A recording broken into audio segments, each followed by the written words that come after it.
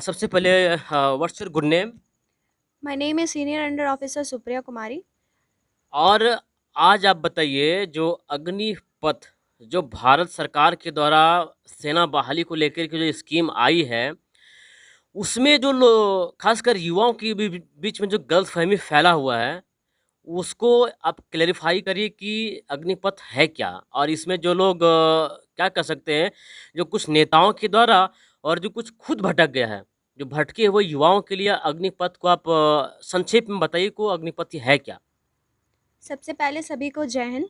मैं senior under officer Supriya कुमारी, 4 Jharkhand girls battalion NCC Dumka से हूँ। अग्निपथ सबसे पहले ये स्कीम जो कि गवर्नमेंट के द्वारा 14 जून 2022 को लागू किया गया है। ये प्रपोज किया गया था हमारे लेफ्टिनेंट जनरल बिपिन रावत के द्वारा।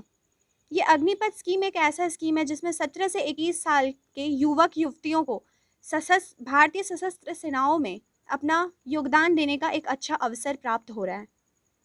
इसकी विशेषताएं को देखने जाएँ तो इसकी विशेषताएं बहुत हैं, लेकिन युवक और युवतियों में एक गलतफ़हमी जुड़ गई है कि हम लोग जॉबलेस हो जाएँगे, हमारे जो हम लोग ट्रेनिंग करेंगे वो व्यर्थ जाएँगे। बट मुझे लगता है कि इसके बहुत सारे फ़ायदे हैं, जैसे कि पहले तो 17 से 21 साल तक में अगर आप भारतीय सशस्त्र सेना जॉइन करके मदरलैंड को सर्व करने का एक अच्छा अवसर मिल रहा है। मुझे लगता है कि एनसीसी कैडेट हो करके इससे अच्छा अवसर किसी को प्राप्त नहीं होता है। और आर्मी में जाने के लिए लोग कठिन परिश्रम कर रहे हैं, बहुत एज तक लगे रहते हैं, लेकिन बहुत किसी को ये मौका नहीं मिलता है। दूसरी, जो कि सैनिक, नव सैनिक, एयर सैनिक, जितने भी आर्म फोर्सेस हैं, सारे कोई अब ये अग्निपथ योजना के तहत उनकी बहाली की जाएंगी। 17 से 21 साल के वर्ष में जब कुछ लोग रोड पर घूमकर अपने टाइम को व्यर्थ करते हैं, कुछ लोग रेस्टोरेंट जाकर खाना खाते हैं, कुछ लोग अपने पापा के पैसे पे ऐश मौज करते हैं। मुझे लगता है कि अगर वे युवक युवतियाँ अगर 17 से 21 साल के बीच अगर भारतीय सशस्त्र सेना ज्वाइन करके 30 से 40 हज़ार मासिक शुल्क कमाते हैं, तो उससे बड़ी बात कोई नहीं है। और जब वह 4 साल के बाद रिक्रूट हो करके कोई अदर पोस्ट पर जाएंगे तो उन्हें 11,40,000 की पेंशन मिलेंगी। और अगर उसको एक अच्छे तरीके से युवक और युवतियाँ उसको यूज़ करते हैं अपनी लाइफ में, तो एक अच्छे बिजनेस खोल सकते हैं या उनको जो भी मैंने वो कर सकते हैं। तो मुझे लगता है कि बहुत सारे फ़ायदे हैं, सिर्फ हमें उनकी नेगेटिव को नहीं देखना चाहिए, हमको उन सबकी पॉजिटिव को भी देखना चाहिए। और सरकार ने तो ये भी लागू किया है कि हर साल 100 की अगर बहाली होती तो उसमें से 25% को अगेन 17 साल की जॉब वो की आगे भी कंटिन्यू करने को मौका मिलेगी। तो आप ये क्यों नहीं मेंटलिटी बनाते कि हम उस 25% में आए? आप ये क्यों सोचते कि हम उस 75% में होकर के आउट हो जाएंगे? अगर आप में टैलेंट है तो वो 25% में आ करके आप दिखाइए। ये नहीं कि वो 75% होकर के सोचे कि मैं आउट हो जाऊंगा और आप पब्लिक प्रॉपर्टी जो जला रहे हैं, ट्रेन को तहस नहस कर रहे हैं, कल वही टीनेजर्स जो हैं, एडल्ट्स जो हैं, वही लोग फिर सरकार से कंप्लेन करेंगे कि हमें ट्रेन की सुविधा नहीं दी जा रही है, हम लोग को आने जाने में दिक्कत होती है। तो वो उस मेंटेलिटी को हटाइए और उसकी पॉजिटिव साइड को देखिए, नेगेटिव साइड को मत जाइए। और मुझे लगता है कि मैं अगर एनसीसी में आकर अपने आप को इतना बदलाव ला सकती हूँ अपनी पर्सनालिटी में, अपनी स्पीकिंग में, अपनी पब्लिक स्पीकिंग में, जहाँ पे मुझे एक अगर कोई छोटा सा टॉपिक दे दिया जाता था तो मुझे बहुत डर लगती थी, लेकिन आज एक ऐसा पड़ाव पे हूँ जो कि मुझे एक अगर एक टॉपिक दे दिया जाए और वहाँ पे एक ग्रुप खड़ा है, तो मैं उस टॉपिक पे 1 से डेढ़ घंटा बोलने के लिए सक्षम हूँ और मुझे ये चीज़ एनसीसी के तरफ से दी गई है। तो अगर 17 से 21 साल के युवक-युवतियाँ अगर भारतीय सशस्त्र सेना में जाकर अपनी मातृभूमि की सेवा करते हैं, तो मुझे लगता है सबसे पहले तो उन्हें डिसिप्लिन, पर्सनैलिटी, कॉन्फिडेंस मिलेंगी ही मिलेंगी। साथ में आप अगर सैलरी भी कमा रहे हैं, तो वो एक बहुत बड़ी बात है। और मुझे लगता है कि अगर मैं एनसीसी में आकर मैं यही कहूँगी कि मैं जो आज हूँ वो कल नहीं थी, मुझे ऐसा लगता है।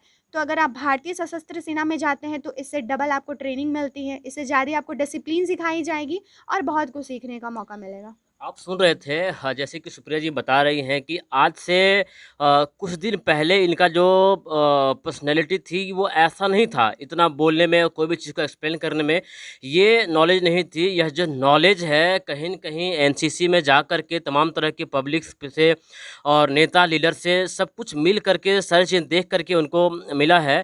एक सवाल है सुप्रिया जी, ये तो आपने बता दिया जो युवा हैं।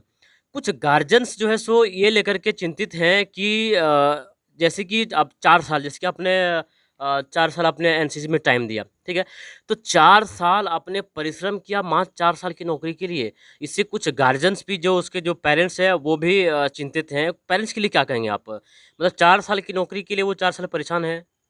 मैं गार्जियन से यही कहना चाहूँगी कि अगर आपके बच्चे में टैलेंट है, तो वे अगर 4 साल नौकरी करके अगर आप बहुत अब तो गवर्नमेंट सरकार ये भी कर दी है कि बहुत सारे बड़ी-बड़ी कंपनियाँ जैसे टाटा या कोई भी कंपनियाँ हैं, उस स्कीम में भी वो लोग को जॉब मिल रहा है। और अगर आपके अगर बच्चे में टैलेंट है, तो उनको 17 साल और एक्सटेंड करके ऑफ़िसर्स के जॉब मिल रहे हैं, तो आप उन्हें समझाइए कि वो मेहनत करें, टेंशन लेने से कुछ नहीं होगा। मेहनत करेंगे तो सफलता ज़रूर प्राप्त होगी। और अगर आर्म्ड फोर्सेस में नहीं, ठीक है, आप 4 साल के लिए उसमें हैं, तो आप एक इतने मज़बूत बन जाइएगा, इतने व हार्ड वर्किंग उस क्षेत्र से निकल के बन जाइएगा कि आप अच्छे-अच्छे कंपनियों में काम कर सकते हैं।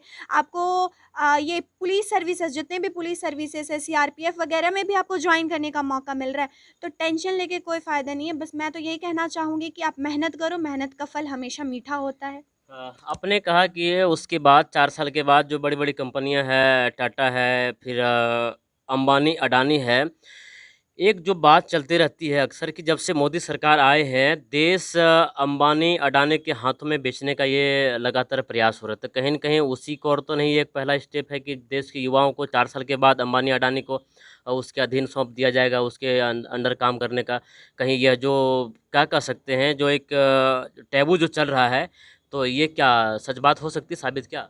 मुझे तो ऐसा नहीं लगता है, क्योंकि अगर मेरे अनुसार गवर्नमेंट बहुत अच्छा स्कीम लाई है। अगर जो गवर्नमेंट आर्म्ड फोर्सेस में जो पेंशन्स दे करके वो लोग को बहुत हेवी पेंशन्स वो लोग के भी रहते थे, तो उसको हटाकर अगर वही स्कीम को अगर दूसरी जगह यूज़ किया जाएगा, तो कंट्री में और फ्लरिशमेंट आएँगी। और जो सेना है जिनमें फालतू खर्च किए जा रहे हैं, जो आगे जाकर कुछ कर नहीं सक रहे हैं, अगर उन उसका हटाकर अगर जो सही में ट्रेनर्स हैं, जो हार्ड वर्किंग, अगर उनमें उस इन्वेस्टमेंट को दिया जाता है, तो मुझे लगता है कि हमारी आर्म्ड फोर्सेस भी स्ट्रॉन्ग होंगी, हमारी कंट्री भी स्ट्रॉन्ग होंगी और हमारी आगे की फ्यूचर भी स्ट्रॉन्ग कहीं न रहेगी। कहीं देखिए, कहीं न कहीं इनका कहना यह है कि जो फालतू खर्च इन द सेंस कि बहुत सारे ऐसे पुलिस हैं, बहुत सारे ऐसे मिलिट्री हैं, जो कि अनफिट हो चुके हैं। 5 साल, 10 साल नौकरी करने के बाद उसका जो सो अनफिट है, फिर भी वो लगातार सर्विस में कंटिन्यू है। लेकिन जो 4 साल का जो जो ये जो ड्यूरेशन रहेगा, इसमें वही रहेगा जो बिल्कुल 110% खरे उतर रहे हैं। और अगर वो खरे उतरते हैं, तो कहीं न कहीं हमारे जो मिलिट्री सिस्टम है, वो और मजबूत होगा। है ना? क्या कुछ देवघर के बारे में अपने बताइए, जो देवघर के आसपास जो फिजिकल की तैयारी करते हैं, देवघर के खासकर युवक युवतियों के बारे में क्या आप संदेश देना चाहेंगे? मैं उन लोग को यही बोलना चाहूँगी कि आप कड़ी से कड़ी मेहनत करो। अगर आप 4 साल के लिए अग्निवीर स्कीम के तहत आप चले जाते हो, तो बहुत अच्छी बात है। और अगर नहीं भी जा सकते हैं, तो हमें हताश नहीं होना चाहिए, क्योंकि हमारे अगर हम में टैलेंट है, तो हम कोई भी फील्ड एरिया पकड़ सकते हैं और उसमें अच्छे से मेहनत करें तो अच्छे पोस्ट हासिल कर सकते हैं। और अगर आप 4 साल के लिए अगर आप अग्निपथ स्कीम में अगर आप चले जाते हो, तो आप इतनी कड़ी से कड़ी मेहनत करो कि आप अगले 25% जो चुने जाओगे, आप उसमें आने की कोशिश करो, ताकि आपकी और 17 साल जॉब एक्सटेंड हो और आप एक ऑफ़िसर्स डिग्री लेकर के आप बाद में उससे रिटायर हो। परेशानियाँ हर किसी की लाइफ में होते हैं, उसी तरह से आपकी लाइफ में बहुत सारी परेशानियाँ हुई, ठीक है? आपने स्ट्रगल किया, मेहनत किया, भगवान पे और खुद पे भरोसा किया, ये धीरे-धीरे कहीं न कहीं सफलता की ओर जा रही हैं।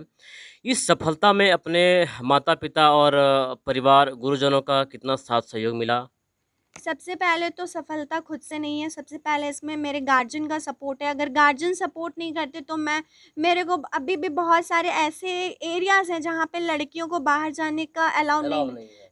बाहर जाने का क्या, उन्हें स्कूलिंग करने का अलाउ नहीं मिलता है। लोग 17 साल 18 साल की एज में शादी कर देते हैं। तो सबसे पहले तो मेरे पेरेंट्स बहुत कोऑपरेटिव हैं कि उन्होंने मुझे बाहर जाने का मौका दिया, मेरे ऊपर ट्रस्ट बिल्ड किए कि हाँ, ये कर सकती है।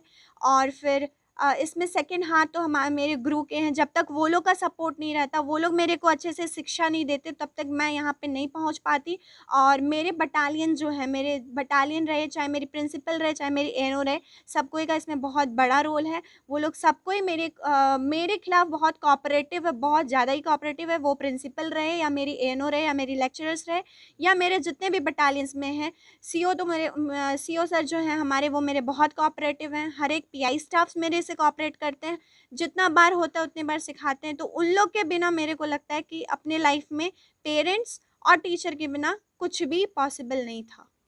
आप सुन रहे थे झारखंड देवघर की बेटी सुप्रिया कुमारी की लाइफ स्टोरी, और साथ में आपने सुना ये अग्निपथ क्या है, अग्निवीर कौन होंगे, कैसे रिक्रूटमेंट होंगे, इसमें तो लड़कियों को आगे बढ़ने का मौका दें और ये कर सकती हैं, क्योंकि हमारे देश की जो वीरांगना बेटियां हैं अब किसी से कम नहीं है। फिलहाल यहाँ पर हम वीडियो को विराम देता हूँ, तब तक के लिए जय हिंद, जोहार झारखंड। जय हिंद, जय जोहार।